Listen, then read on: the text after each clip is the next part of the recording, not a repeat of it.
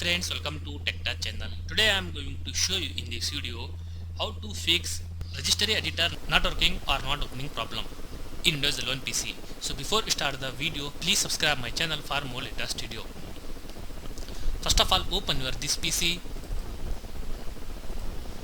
open C drive,